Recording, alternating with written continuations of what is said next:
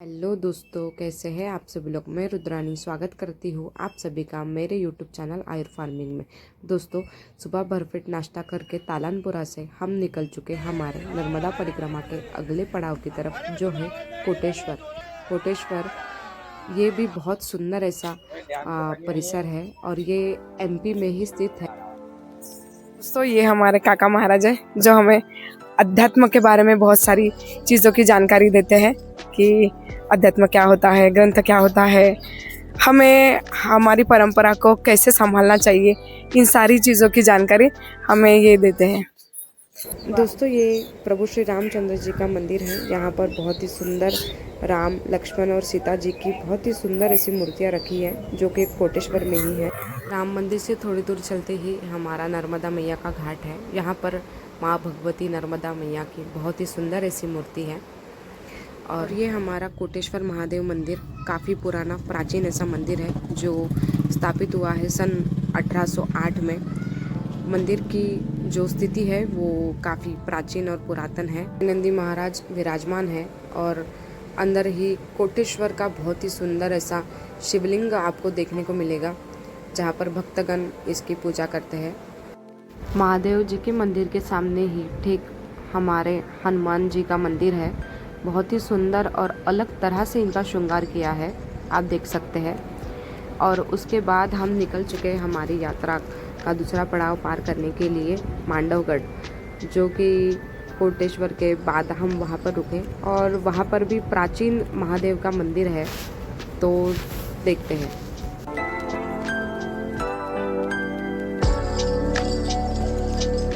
आए हैं सोनगढ़ किला, जो कि एमपी में है, और यहाँ पर नीलकंठ महादेव का बहुत ही सुंदर मंदिर है। तो चलिए देखते हैं। आप दूर दूर तक देख सकते हैं दोस्तों, यहाँ पर चारों तरफ पहाड़ियाँ हैं और जो मंदिर है वो नीचे की तरफ है। हमें सीढ़ियाँ उतरकर मंदिर की तरफ जाना है। आप देख सकते हैं पूरे पहाड़ों के बीच में ये नीलकंठेश्वर महादेव का मंदिर है और यहाँ नर्मदा मैया स्वयं आ चुकी है। ये कुंड में माँ नर्मदा मैया का वास है। और थोड़ी ही दूर जाने के बाद हमें छोटा सा एक मंदिर दिखाई पड़ता है, जो कि शिवलिंग ही है, मतलब महादेव का ही मंदिर है। और जो हमारा मेन मंदिर है आप देख सकते हैं यहाँ पर, ये हमारा मेन नीलकंठेश्वर महादेव का मंदिर है, जो थोड़ा सा पाताल में है। हमें नीचे उतरकर महादेव के दर्शन करने पड़ते हैं। तो ये मंदिर काफ़ी पुराना है, आप देख सकते हैं, लेकिन बहुत ही सुंदर ऐसा इसको बनाया गया है और इसका बनाने का तरीका भी काफ़ी अलग है, आप देख सकते हैं। रेवा कुंड ये रानी रूपमती के नाम से ज़्यादा जानी जाती है और लाखों पर्यटन इस स्थल पर भेंट देते हैं। दोस्तों, अभी हम आए हैं रेवा कुंड और इस कुंड की जानकारी हमें देंगे हमारे हरिभक्त पारायण महाराज। बहादुर राजा थे, उनकी जो धर्मपत्नी थी रानी रूपवती, वो हर दिन नर्मदा के जल से अन्न ग्रहण करती थी। लेकिन राजा के साथ में विवाह होने के बाद में राजा ने सोचा कि अपनी जो रानी है वो अन्न ग्रहण नहीं करेंगी। कैसा करने का, 400 मीटर ऊंची पहाड़ी पर राजा ने एक महल बनवाया और वह रानी ने दर्शन के लिए आग्रह किया। इसीलिए माँ नर्मदा जी राजा के महल में पधारी थी और वही उसको स्पर्श करके रानी रूपवती हमेशा भोजन करती थी। दोस्तों, आप देख सकते हैं यही है रेवा कुंड, जहाँ पर माँ नर्मदा स्वयं प्रकट हुई है। तो अगर आपको रानी रूपवती और राजा बहादुर का महल देखना है तो उसके लिए आपको टिकट निकालनी पड़ेगी, जो कि 25 रुपये है। हम लोग टिकट निकाल के चलते हैं रानी के महल की तरफ। जी, हमारी पलटन के साथ हम जा रहे हैं इतनी धूप में। तो दोस्तों, आप देख सकते हैं ये महल का एंट्रेंस है, कुछ इस तरह से बहुत ही सुंदर पूरा पत्थरों से बनाया हुआ है। ये राजा बाज बहादुर ने सन 1508 में इसको बनाया था अपनी रानी रूपमती के लिए। मंदिर, ये जो महल है, महल का निर्माण बहुत ही खास शिल्प शैली से किया गया है। और यहाँ पर कुछ चीज़ें ऐसी हैं और कुछ फैक्ट्स ऐसे हैं कि जो बहुत ही दिलचस्प है।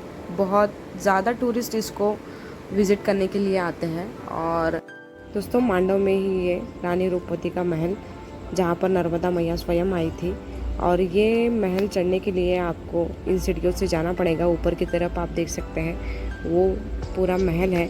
और ये जो सीढ़ियाँ हैं ये पत्थर से बनी हुई है और ज़्यादातर सीढ़ियाँ तो यहाँ पर थोड़ी तिरछी है, तो चढ़ने में आपको दिक्कत हो सकती है। तो सीढ़ियाँ चढ़ते वक्त आपको संभाल कर चढ़ना चाहिए। और चढ़ते ही आपको देखने को मिलेगा बहुत ही सुंदर ऐसा नज़ारा पूरा महल का।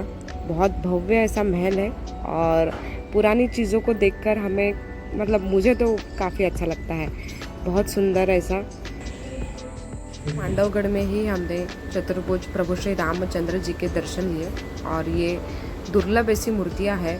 तो मांडवगढ़ से 1 घंटे की दूरी पर ही है महेश्वर, जो कि महारानी अहिल्याबाई होलकर जी की राजधानी के नाम से भी जानी जाती है। यहाँ पर उनका बहुत ही सुंदर ऐसा महल है और जो यहाँ की जो चीज़ें हैं वो हमें उनके अस्तित्व की आज भी याद दिलाती हैं। आप देख सकते हैं काफ़ी सारी चीज़ें जिसे हम म्यूज़ियम भी कह सकते हैं, म्यूज़ियम के तौर पर, और रानी अहिल्याबाई होलकर की याद में इस महल में संजो कर रखी हुई है।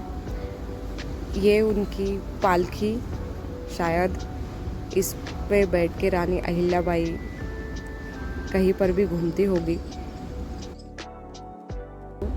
ऐसा माना जाता है कि महारानी अहिल्याबाई जो भी निर्णय लेती थी वो सारे शिव के आदेश से लेती थी। तो शिव उनके आराध्य थे, इसलिए यहाँ पर उनके समय में रोज़ 1.25 लाख शिवलिंग बनाया करते थे और नर्मदा मैया में विसर्जित हुआ करते थे। बट अभी इसे सिर्फ 11,000 शिवलिंग यहाँ पर रोज़ बनते हैं और माँ नर्मदा में विसर्जित होते हैं।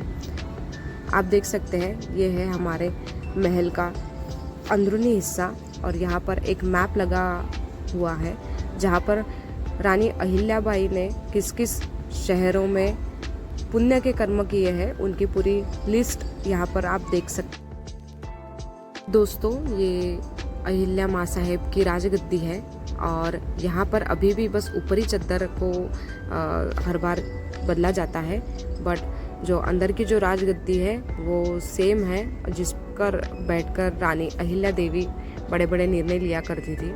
ये हमारी अहिल्याबाई होलकर का कोठार गृह बहुत ही सुंदर ऐसा है और महेश्वर के लोगों को कुछ रोज़गार मिले इसलिए हमारी रानी अहिल्या साहब ने यहाँ पर महेश्वरी साड़ी बहुत ज़्यादा फेमस है उसका निर्माण किया। आप इसके बाहर ही थोड़ा जाएंगे तो यहाँ पर रेवा सोसाइटी करके है, आप देख सकते हैं। मेरे राइट में अहिल्या देवी का मंदिर है, बहुत ही सुंदर ऐसा मंदिर है और उसी के साथ में यहाँ पर रेवा सोसाइटी जहाँ पर महेश्वरी साड़ी को बनाया जाता है। काफ़ी अभी भी यहाँ पर जो लेडीज़ कामगार है वो अपने हाथों से खुद महेश्वरी साड़ी को बनाते हैं, जो साड़ी बाहर देशों में एक्सपोर्ट की जाती है। इस साड़ी की खास बात यह है कि इस पर जो डिज़ाइन बनाया हुआ है वो जो महेश्वर मंदिर में जो डिज़ाइन बनाया हुआ है कलाकृति, वही सेम डिज़ाइन इन साड़ियों पर होता है और रानी अहिल्या देवी भी महेश्वर साड़ी ही परिधान करती थी। तो ये है अहिलेश्वर टेम्पल, आप देख सकते हैं बहुत ही सुंदर ऐसा। यहाँ पर हमारे नंदी महाराज विराजमान है और आप अंदर देखेंगे तो अहिलेश्वर शिवलिंग, उसके ही पीछे माता अहिल्या की बहुत ही सुंदर ऐसी मूर्ति है। और आप महेश्वर में आके अगर अहिल्या महल नहीं देखा तो आपने बहुत कुछ मिस किया, ऐसा मैं कह सकती हूँ। आप देखिए दोस्तों, काफ़ी सुंदर ऐसा महल है और घाट के पास में हमें दिखाई देगा जहाँ पर माता अहिल्या को दहन किया गया था और उन्हीं के स्मृति प्रीत्यर्थ में यहाँ पर एक शिवलिंग जैसा है। तो रानी अहिल्याबाई होलकर के महल के बाद हम आ चुके हैं राजा सहस्त्रार्जुन के मंदिर में, जिसे राजराजेश्वर मंदिर भी कहा जाता है। ऐसा बोला जाता है कि त्रेता युग के जो राजा थे, राजा सहस्त्रार्जुन, वो इस शिवलिंग में विलीन हो चुके हैं। और आप देख सकते हैं ये जो मंदिर है ये मेन मंदिर है, इसमें राजा सहस्त्रार्जुन के 1000 हाथ है, आप देख सकते हैं। और उस तो राजराजेश्वर मंदिर से नीचे उतर कर थोड़ा आएंगे आप तो काशी विश्वनाथ जी का मंदिर है। ये मंदिर भी काफ़ी प्राचीन है और इसका जीर्णोद्वार भी माता अहिल्या देवी ने करवाया। माता अहिल्या प्रतिदिन इस मंदिर में, काशी विश्वनाथ जी के मंदिर में आते थे दर्शन के लिए और आज भी माता को दर्शन के लिए हर सोमवार उनका फ़ोटो पालकी में रखकर पालकी काशी विश्वनाथ जी के मंदिर में लाई जाती है। आप देख सकते हैं काफ़ी सुंदर और भव्य ऐसा इस मंदिर का निर्माण है और बहुत ही प्राचीन ऐसे शिवलिंग यहाँ पर है जिसकी पूजा माता अहिल्या यहाँ पर प्रतिदिन करते थे। और ये मंदिर एकदम नर्मदा मैया के घाट पर ही है, आप देख सकते हैं। तो महेश्वर घाट में ये हमारा आखिरी मंदिर है जो माता नर्मदा का मंदिर है। और आज के दिन तो हम महेश्वर में हमारा स्टे रहेगा क्योंकि बहुत ज़्यादा देर हो चुकी है। तो आज के लिए इतना ही, आप मिलते हैं नेक्स्ट व्लॉग में। Thank you for watching this video.